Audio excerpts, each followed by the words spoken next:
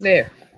Welcome to Devoted to a Soldier Resource Panel. And tonight is all about the questions you did not even know that you should ask and the knowledge that is out there. And with me today is Jane and Jerry.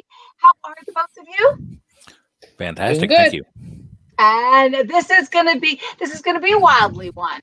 Don't let the nice demeanor, confuse you guys out there. This is going to be, I've already been laughing, shaking my head, doing this, this number. But before we get started and get right into it, take a couple minutes and share with us a little bit about who you are. Jane, ladies first. I was originally an East Coast girl, ended up in the Midwest, though. I live in Wisconsin. I am retired Army Reserve. I have 4 DD-214s. I kept going home. They kept going, would you come back here, go over there for a little while?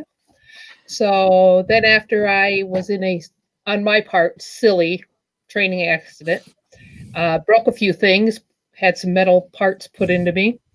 And they said, you're a toy that's broken. You can go home now after 21 and a half years. 4 years later, when I saw an ad for a county veteran service officer, I found out that I was eligible for VA. Nobody had told me. So that's what drove me. I'd spent 13 and a half years as a CVSO, and I'm still driven, even though I am technically had to take an early retirement due to medical. That is a driving force, Jane, for sure.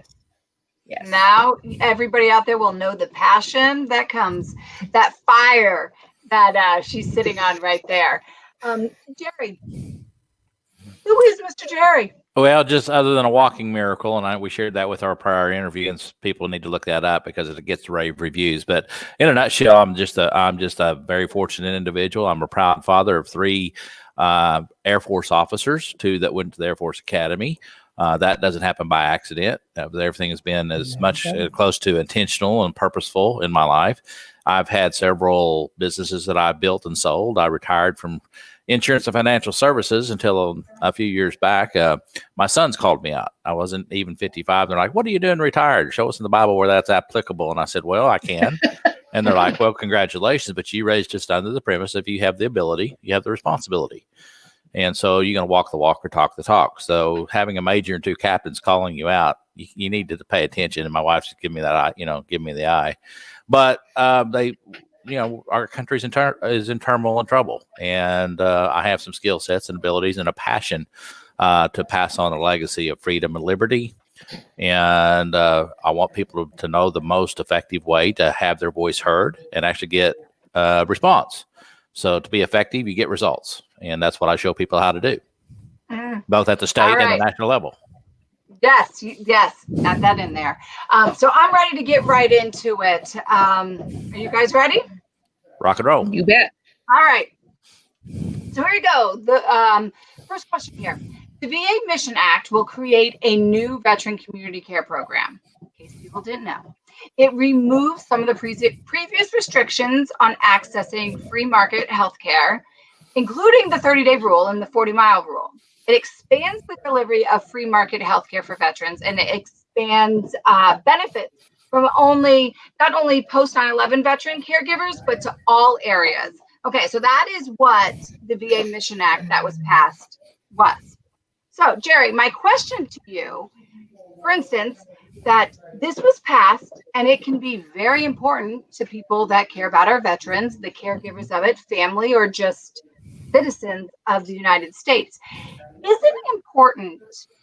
it just as important to let our congressmen, national and local, like you said, know that you agree with them or you oppose them? Or yeah. Absolutely. Matter of fact, you may agree with your elected official 95, 100% of the time, and that's all well and good. But if they never hear from you, and particularly not having it in writing, when they go into committees, whatever committees they're assigned to, and it's a topic that they're part of that committee, if they don't have anything to substantiate the numbers of claims they're making, as far as majority of my constituents think this way, then they're left out hanging in the breeze. So if anything, when you do communicate, you help them do their job, and they're actually asking for input as long as you're polite. concise, being brief and to the point, they use that as ammunition to bolster the argument. I do want to mention in that very same act, they made it where employees of the VA, if they weren't doing their job, could be released from duty. And used to, they could be there as long as there was paint on the walls. And what happened was it was a culture that the whistleblowers were afraid to see something, say something, because then they painted a target on their own back. Well, they've been freed up from that. And since that was enacted, there's been over 3,100 employees from the VA that have been released due to poor performance. And sometimes I've heard from frontline people, sadistic behavior. They've actually been torturing some of those guys and gals. And so we take a lot of pride in that. We've been given a lot of credit for our constituents weighing in as that was being crafted, because that's when you really want to weigh in, is when laws are being massaged and worked on, and i.e. making the sausage, not after it's done. Right. But sometimes we don't know till after it. I would love to know everything. And so I'm thinking, when I went on NWYC, and I was like, oh, I can write a thank you note about this. Absolutely. How important is it? Yes, it's very important to them that they know and they get that feedback. So otherwise, once again, they either succumb to pressure from leadership so they can stay on those committees or create favor. But too many times, if they don't have enough feedback, they play the game of, well, I'll trade you this piece of legislation for that one. They won't really admit that openly, but that's what goes on. And that's why you'll see a situation where they talk one way publicly, or they might even answer you publicly, in a letter form. But when they go to vote, they know they're not being paid attention to. And that's where we also come in. We publish the day they vote how everybody votes. That way you can keep record of that. And if you show up their town hall meeting, they've done that very thing. You say, I just have a quick question. You said this, but you voted that. How about you explain that? Then we can move on. Yeah. Facts. Yeah, truth sets you free. Opinions can lie. Interpretations can lie. Right. But facts cannot. Yeah. Which is so. I can't preach that enough about going after facts, not opinions. Right.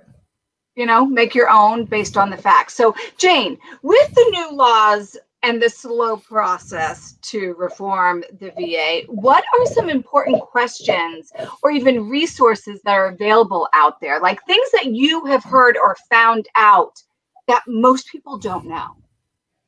Well, having not known about the VA when I became a county veteran service officer, I have learned so much that it hurts. Yeah. But the biggest thing is never apply for anything in the VA without an accredited veteran service officer. And by that, what I mean is someone that has gone through their state training, their national training, the 4-hour test. They've gotten letters of understanding with all the organizations.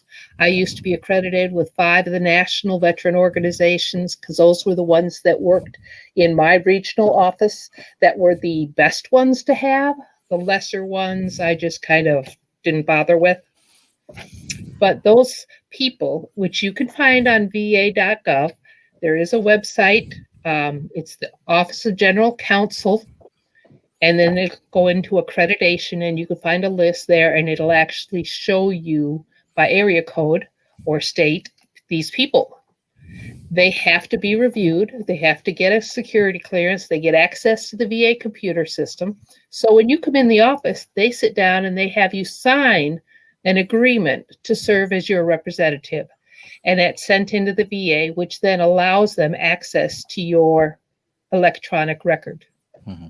Because what often happens is people get an application form and they fill it out the way they think they're asking the question. But when you file for healthcare, just simple healthcare application, it says, what are your out-of-pocket medical expenses? Because we can subtract that from your income, therefore lowering your income, which might get you into a category where you actually get all the services in VA free. But they don't tell you that Medicare premium, that cancer insurance premium, that nursing home or assisted living healthcare premium that you're paying counts as a medical expense. So, or if you're a veteran and your spouse just died and you paid for their funeral in the last year, you may have paid for it 10 years before, but that expense didn't exist until this last year. Well, maybe we can get you into a low enough category that for the next year, you don't have any copays in the VA. So you can get those $6,000 hearing aids for free. You can get those glasses for free. You can get that scooter if you're an older veteran or a veteran that has lower limb injury. So those kind of things, just the healthcare app is different, but so comes the compensation. And there's so many levels of compensation. Yeah. But with healthcare, that. You have a question on that later. Yes. And with that comes the need for outside healthcare, like you're speaking of. Back in 2008, when the economy went south, I literally signed up so many veterans to my local clinic, which is a very tiny little 4-doctor clinic. And we got so many people applied that they actually started sending them letters of authorization to go see their local doctors. At that time, they called it fee basis. And we were the first ones in the state of Wisconsin to get this, and it allowed our veterans to go for a year. Then it got to be 2 years. Then it was 2 years, and every 6 months they'd renew it for another 6 months. And I had one veteran on 4 years of being able to see his local doctor. So and say all he that had to one pay more was his time regular to look VA for copay. say that one more time to look for the accredited VA VSO, Veteran Service Officer. VSO, accredited VSO. Yep. Okay. Right. And that VSO is the one that knows all the workings, all the details, how to fill out the application right the first time, and how to give the right evidence. Okay. And perfect. That is like huge information, because I know so many that just go in, including my son, just go in and fill it out. And then he walks out saying, oh, there's nothing. There we go. Can you go back in once you're in there? Can you go and get an accredited VSO even though you're already in the VA system? Oh, definitely. Oftentimes, when we had a veteran or a veteran's wife passed, we would send them a letter of condolence and say, check in with us. There may be benefits to it. And that's when we could say, okay, let's go ahead and list that funeral expense. Okay. So that we can get you into that free year to get, the hearing aids only cost about $100 if you're paying copays. Right. So it's never too late. Yeah, it's never too late. And those health checkups and the new addition of presumptions and stuff, there may be other things that we need to start. And a loss of a spouse or a family member or a friend can sometimes kick off a PTSD episode. So now we need to use those resources like the Vet Center and state programs. In our state, because it can take months to get in for PTSD exams or counseling, our state will actually push you and cover the cost until you can get into the VA. Okay, so this is something that everybody, if you're in the VA or know someone in the VA and you haven't gone this route, you need to the next time. Make an appointment right away. Yes. Yeah. Check with your county first, because over 30 states have county veteran service officers locally. Yep. And then go to your state if you don't have county guys. We have county and tribal out here. So we know all of that stuff, but we also work with the state programs, so we do both. Okay. All right. Got that, everyone? We're going to move on because I got a lot to go over here. So one thing, she just confirmed one thing I've always said. Knowledge is power, but it's the application of knowledge that's more powerful. But the most powerful is the correct application of the correct knowledge. And folks looking and seeking professional help like she offers, that you can't put a price on that. No. And we're free. Veteran service officers are free because they're paid by somebody else. Right. So you shouldn't need to seek legal counsel. And I see an awful lot of attorneys out there trying to coerce. Oh, yes. There's been situations on benefits where they've actually locked up people's money in such a way that they can't access their savings. Yeah, that's just morally, that's wrong on too many levels. Okay, yes. Danny. Okay. All right. Moving on. So in Georgia, I just read this, and this is what I love about, if you haven't gone to the site that Jerry is talking about, it's NWYC. So I'm a member. I go on there because I learn things all the time. You just have to Google, like veterans, Google healthcare. Google whatever, or not Google, but search on their Search, yeah. bar, whatever you're interested, and it pops things up. So I learned about this. In Georgia, there's a bill that has been proposed that would eliminate income tax for veterans that receive retirement income as a benefit for military service. Right. So Jerry, number one, how would people know that? Well, I just kind of guess I gave that, just search that. But how do people, would know that if they're in Georgia using, being a member of your site? And two, bills can be wordy and complex. Like if you gave me a bill to read, it would be like Charlie Brown. Yeah. You know what I'm saying? So what is it that you do that makes me understand? Okay, so you're speaking to our specialty in our wheelhouse. This is why we were created. As one of the reasons is they take those complex bills and they just put them in layman's terms where they're easy to understand, and they only give you the high points that are pertinent to the real topic that you're talking about. So you don't have to read 750 pages. Many times it can be summed up in 2 paragraphs. Okay. But we also, since we don't take a position, we don't show any partiality to any political party or any political candidate. But so we have a duty to present the truth. We actually show you how it's debated for and against as it's working itself through committee. Okay. That way you can see kind of the why behind the what. Why are they pushing this particular bill this way? But at the end of the day, it really comes down to what are the words in that piece of legislation. So if you're going to give it a thumbs up, it's a real simple process to give it the thumbs up or a thumbs down, but you can also weigh in on those issues. So, but every state, now you mentioned Georgia, so clearly they have a state income tax. They can't speak to the federal income tax regarding that issue. So what they're really trying to do, they've seen that many times, specifically down here in Texas, where we have no income tax, we actually have more retired generals in this state than any other state. I believe it. Why do you think that is? No income tax on pretty good income. Yeah. So, but they also realize that when these people move in to retire, they bring in all sorts of other accoutrement with them from the veterans associations that they have. Okay. So there's other, every dollar trickles down. So it really is a massive income surge. And so that's what they're trying to do, is entice more veterans to retire to Georgia. They're willing to give a little bit of the tax break there to them, because that's going to be more than offset to everything else with all the services that they're going to seek out and all the other professionals that follow them. Right. And I have to tell you, because I love how you said you don't give your opinion. You just give the facts of what the bills are, the pros, the cons, or I don't even know if it's pros or cons. No, it's just how it was argued. Yeah. If it passes, this is what it means.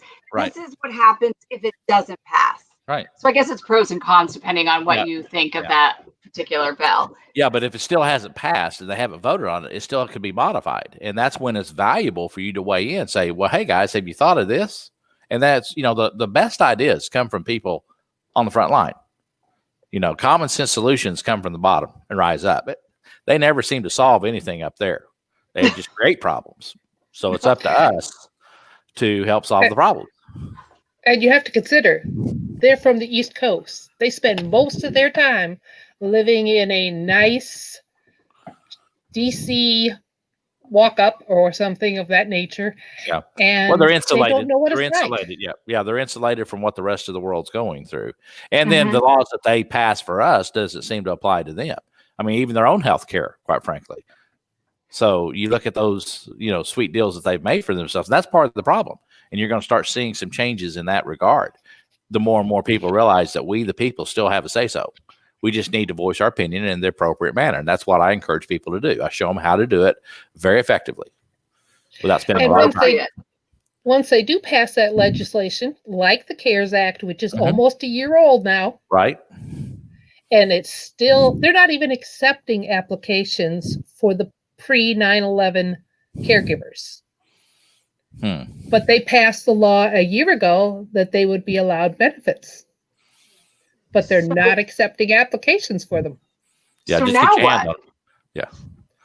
So you're just hanging out there. So then the decision has to come eventually as to whether or not they will backdate those benefits.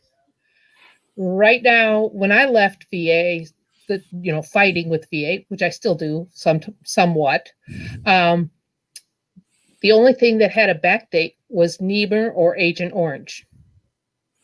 So are these applications not going to be accepted, which means that they're not going to get benefits for this last year? No, they're trying to run out the clock. It's an old strategy they've always used. Delay, delay, and then enough people will either die from some other cause. But dead man can tell no tales, as the saying goes.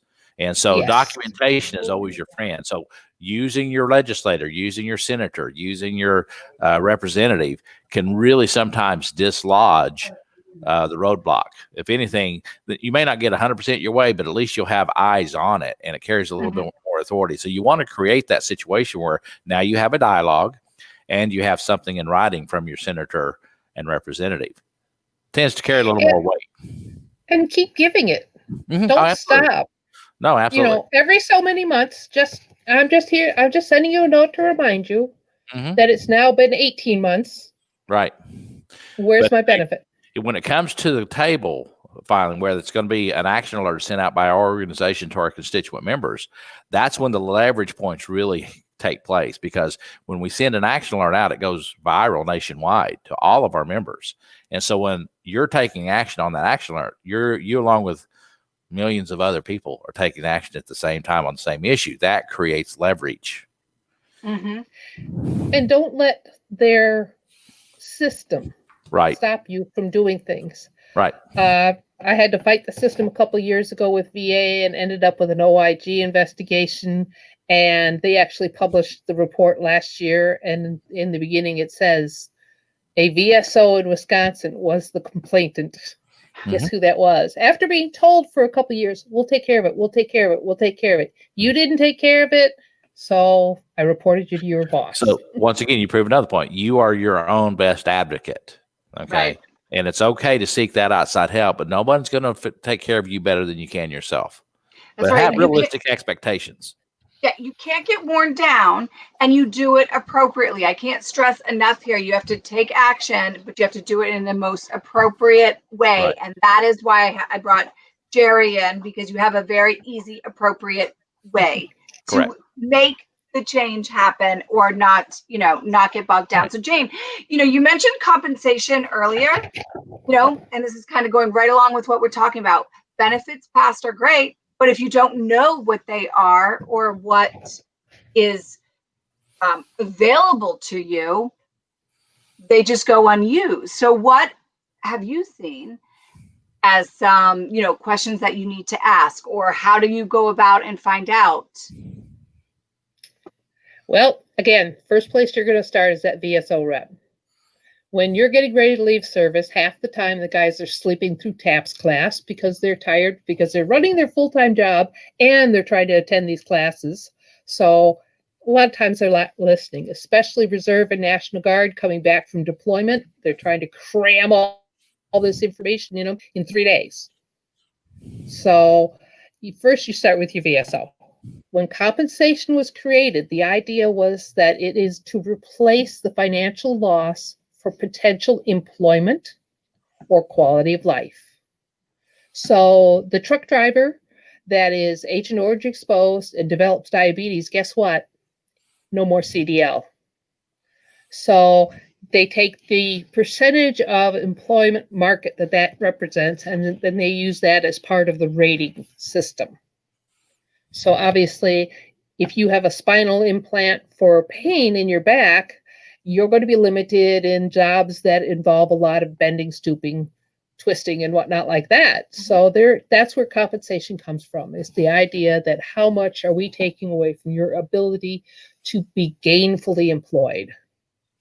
Once that's determined, you could go in and they say, okay, at your initial entrance exam, your hearing was this. At your exit, you had a shift, but not enough to impact the quality of your life or your employment. So we're going to rate you 0.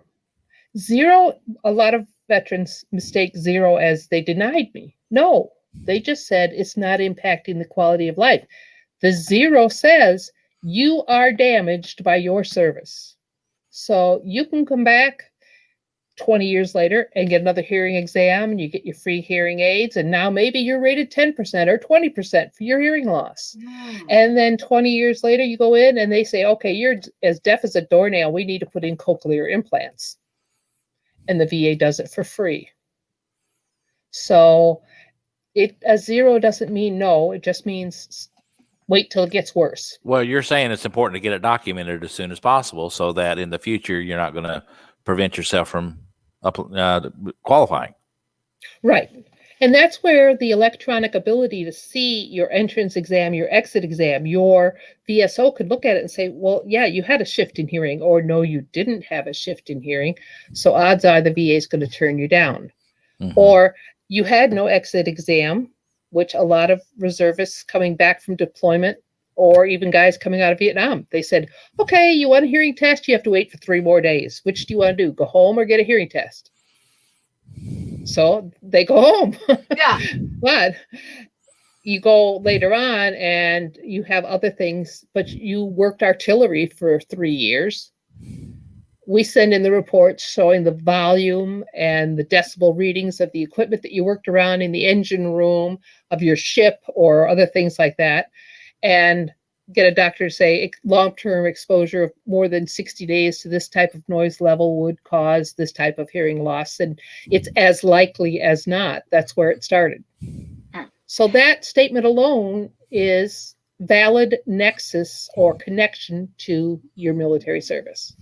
So what I keep hearing is, if you're in there, if you're in the VA, if you're talking even to a VSO, because individuals are individuals, not everybody's going to be as thorough as Jane, Thank you. That's just the reality. So if you're not hearing these conversations, you might need to reach out to a different VSO. Yes, that may be true. But when you're inside the VA and the healthcare system, those people are more concerned with keeping you alive. Right. They have the benefit side of the house is a whole different animal. And they may say, well, I've heard something about this. So maybe you want to go talk to the guy at the regional office. And guess what? That regional office is 2 states away. That's where your VSO comes in, your CVSO, your TVSO, even a local post like a VFW, American Legion. They have someone in their post that is assigned to know what's going on in the VA and to know where the accredited representative is. So they can at least point you to that person, give you that phone number, give you that name. Gotcha. So, and there's so many things with comp. Jerry, do you know that ALS is a presumptive? Oh. Yeah. Veterans are almost twice as likely to develop ALS.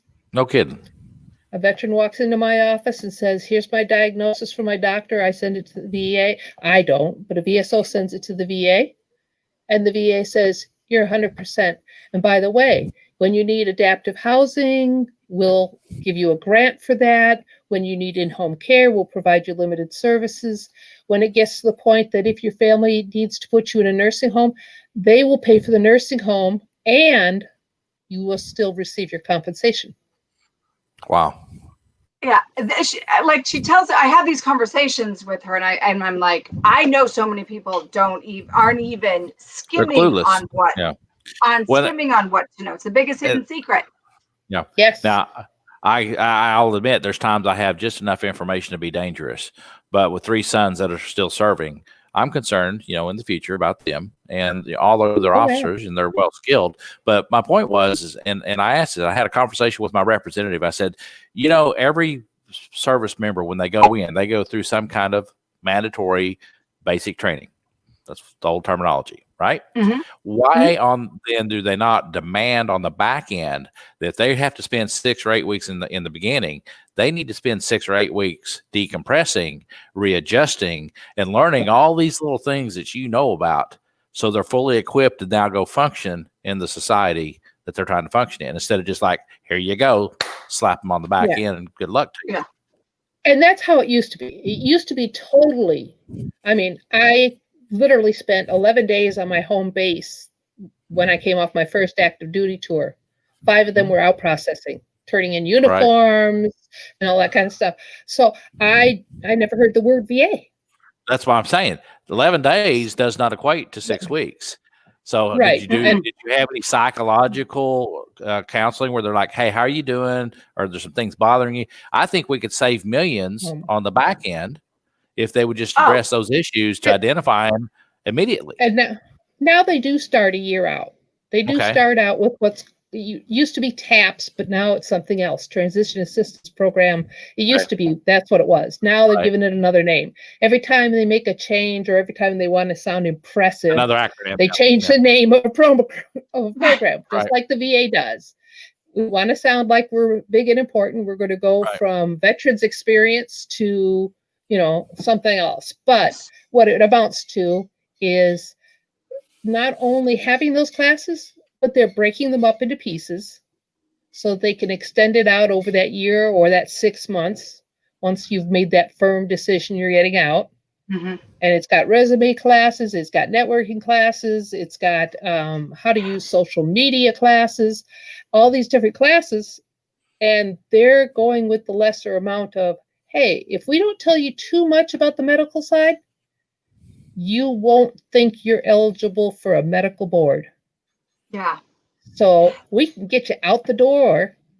Yeah. Before we have to medically retire you. Yeah. Well, like I said, with 22 suicides a day taking place, I think we could really have an impact on that number. Well, and I think the year out, it's not like, I think of my son. You think of all of these guys that are 20 and females that are early 20s, right? They've done their 4, 5, 6 years, whatever it is, and they're coming out. That last year, they're not retaining those classes that are being thrown in there throughout the year. They're just they're not forward thinking enough. Their brains are still developing as young adults to even be able to do that. So, Dory, is there a place even on your platform to speak to your representatives and be like, I want to push this kind of thing forward? Take like knowledge that Jane has and bring it.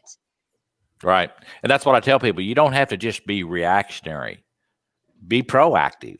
So like I said, that's where the competence solutions come from. So, I live up here in horse and cattle country here outside of Dallas, Texas, and Frisco. And the cattle prices were fluctuating so rigorously. I actually went to the head of the stockyard exchange and I asked him why he was having so many issues. And he thought it was logistics. Yet you go 5 miles down the road to the butcher shop, the meat market, and they can't get their hand on cattle, yet he can't get his cattle shipped. There's a big disconnect. Okay. Yeah. So I said, what would be your solution? So he put together a letter and I circulated amongst all the cattle producers, and then they all then linked it to their representative. They started getting phone calls and creating a dialogue because they didn't know what the problem was. But it's not just identifying the problem. We need solutions. And many times people on the front line have the solutions. And they're normally something simple and common sense. Yep. Like the complaint I made with the OIG, it was a simple look. All you got to do is do this, and literally 24 hours later, they did what I had been asking them to do for 2.5 years. Right. Yeah. So I think you take the knowledge of like Jane's expertce, her specialty. You take Jerry told us about what expert means, and so I'm like, but you won't it. And then you take the resource that Jerry has and you mesh it together, and there we go. It makes a simple platform to be able to articulate and then get it to the place, create a form of action. Yeah. And it's a strategy that's very simple to apply. And so it doesn't take, you don't have to go reinvent the wheel. So the key to this is everything stays documented for you. Yeah. And reinventing the wheel is what the government is all about. You can go to VA and you can go all the way up to the Board of Veterans Appeals and win a case standing in front of judges. And that does not apply to the VA law because it's not a court action.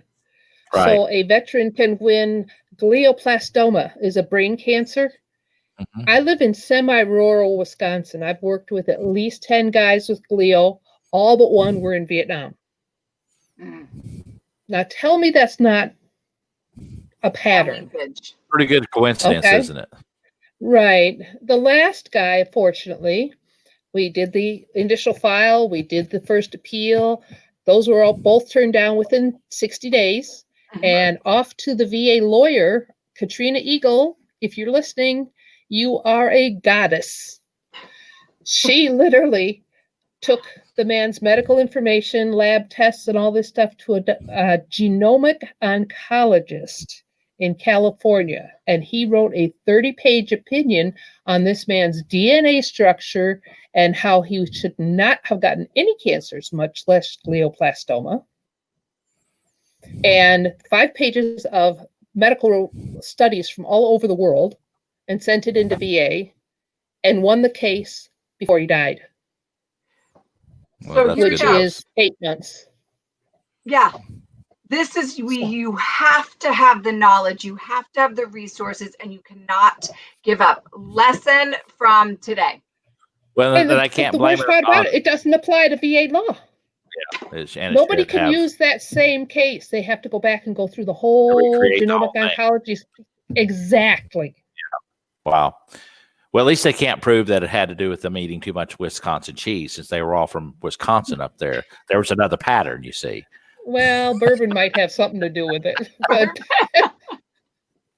Oh my goodness. Okay. So Once I'm again, gonna we're have off on to a tangent. you both are going to have to come back on because we have 2 major topics that we need to discuss the next time. I knew this was happening. One is for Jerry about gun control versus gun rights. Yeah. And then Jane, you're going to have to talk about post-military, the stuff that veterans need to know that it will change their life. Things that are even deeper than what you've already given to us. So everybody out there, look for Jerry and Jane again to come up, because we're going to hit those topics, because those were 2 really important ones, at least in my world. Well, here in Texas, when we say gun control, it's very simple. We mean both hands and hit what you aim at. That's gun control. That's right. It is. I did watch But anyway, Dukes of Hazzard last night. Yeah. I know they're not from Texas, but Daisy was shooting, and man, she was good. That's what all I can think of. so but anybody wants to reach out to me, I have an incredible resource library from the Second Amendment, the application of it, all the different little nuances. If you really want to stick with the letter of the law and not people's opinions, I can help you out there. And I would be more than happy to talk to anyone that needs some advice on VA benefits. I'm on LinkedIn. That's where I am most of the time. I do have a Facebook page, but I'm most of the time on LinkedIn. And I will be more than happy to hook you up with your local CVSO or VSO or whatever is available to you. And anybody that has any other media sources, especially if I can get off the internet, so that I can reach that 55%. 55% of our veterans are age 65 and older. Yeah. They're not going to be on here. Yeah. They're real either quick, dying from Agent Orange or they're looking at assisted living or something like that. So they're financially strapped. right. So by the way, I am on LinkedIn as well, but you find me under J.R. Penry. Yeah, he likes to keep you guessing, everybody. Yeah, exactly. And then we stand for And I won't freedom.com. tell you my first name. Yeah, because it's right there on the screen, but that's okay, Jane. No, actually, that's not it. Oh, I got you. Okay, Gertrude. But no, I'm playing with you. Well, thanks. I'm gonna make it easy. Just reach out to me. All their links are going to be in this post, so it's an easy click away, because I do like simplicity, and they will be back to talk about those 2 other topics and probably some more. So if everybody out there, as I always say, if you have not found your tribe, if you have not found a table, go out there, find a table, join a table. You're not alone. No, none of y'all are alone. Just reach out, brothers and sisters. We're here. Yeah. There's lots of us out there that want to help. So just ask. There's no shame in asking. That's it. Just a click away. Till next time. Bye-bye. Bye.